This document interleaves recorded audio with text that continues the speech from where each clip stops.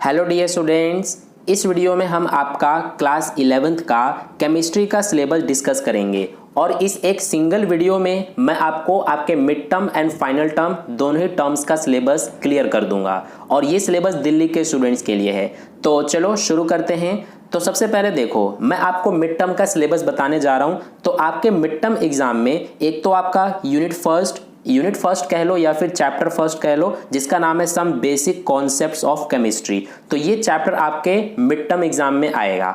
अब इसमें देखो, यहाँ पर इंपॉर्टेंट जितने भी टॉपिक्स हैं वो दिए गए हैं, जैसे कि nature of matter, laws of chemical combination, इसके अलावा Dalton's atomic theory, concept of elements, atoms and molecules, atomic and molecular masses. तो ये जितने भी इंपॉर्टेंट टॉपिक्स हैं ना, ये सब आपको करने हैं। इसके अलावा एनसीईआरटी में इस यूनिट में कोई और जो टॉपिक्स हैं उनको मत करना, सिर्फ जितने इसमें बता रखे हैं टॉपिक्स वही आपको करना है, वही आपके एग्जाम के पॉइंट ऑफ व्यू से इंपॉर्टेंट है। ठीक है। इसके बाद सेकंड यूनिट भी आपका आ रहा है मिड टर्म में, जिसका नाम स्ट्रक्चर ऑफ एटम। तो इसके भी ये सारे इंपॉर्टेंट टॉपिक्स हैं, इनको आप वीडियो को पॉज करके पढ़ लेना। ठीक है। इसके बाद थर्ड आपका यूनिट भी आ रहा है, जो कि है आपका classification of elements and periodicity in properties. ठीक है। तो ये आपका थर्ड यूनिट भी मिड टर्म में आ रहा है और इसके भी जितने भी इंपॉर्टेंट पॉइंट्स, जितने भी इंपॉर्टेंट टॉपिक्स हैं वो यहाँ पर दे रखे हैं, ये आप देख सकते हो। तो ये सारे टॉपिक्स को आपको अच्छे से कवर करना है अपने मिड टर्म एग्जाम के लिए। ठीक है। इसके बाद फोर्थ यूनिट भी आपका आ रहा है, जिसका नाम है chemical bonding and molecular structure. तो ये भी आपका यूनिट 4 भी आपके मिड टर्म एग्जाम में आएगा, तो इसे भी आपको अच्छे से तैयार करना है। एंड इसके अलावा लास्ट आपका यूनिट 8 है, जो कि है रेडॉक्स रिएक्शंस। तो इसे भी आपको अच्छे से कर लेना है। ठीक है। इसके इंपॉर्टेंट टॉपिक्स ये सारे दे रखे हैं, तो इसको आप रीड कर सकते हो वीडियो को पॉज करके। तो अभी तक जितना भी मैंने आपको यूनिट्स बताए हैं, यही सब आपके मिड टर्म एग्जाम के लिए हैं। इन्हीं सबको आपको मिड टर्म एग्जाम में, अपने मिड टर्म एग्जाम के लिए पढ़ना है। ठीक है। तो ये आपका मिड टर्म का सिलेबस था। डियर स्टूडेंट्स, सिलेबस को आगे डिस्कस करने से पहले आपके लिए एक इंपॉर्टेंट बात, अगर आपने ये सोच लिया है कि आपको एग्जाम में अच्छे मार्क्स लेकर आने हैं, तो इसके लिए आपको एनसीईआरटी के क्वेश्चंस के अलावा एक्स्ट्रा क्वेश्चंस की भी प्रैक्टिस करनी होगी एंड एग्जाम ओरिएंटेड क्वेश्चंस की प्रैक्टिस करनी होगी।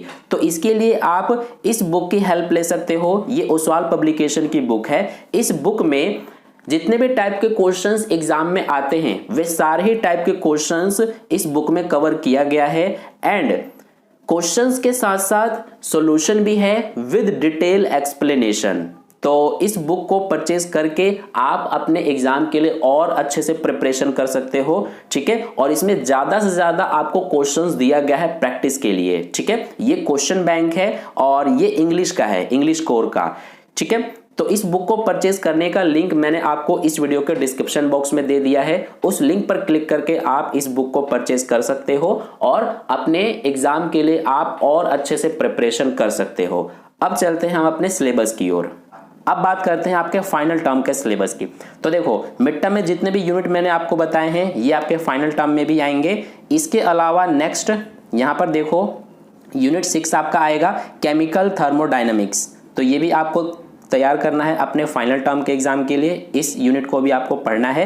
इसके सारे इंपॉर्टेंट टॉपिक्स ये दे रखे हैं, इसको आप पढ़ सकते हो वीडियो को पॉज करके। इसके बाद यूनिट 7 भी आपका आएगा, इक्विलिब्रियम। तो ये भी आपको करना है एंड इसके टॉपिक्स ये सारे दे रखे हैं। इसके बाद यूनिट 12, जो कि है organic chemistry, some basic principles and techniques.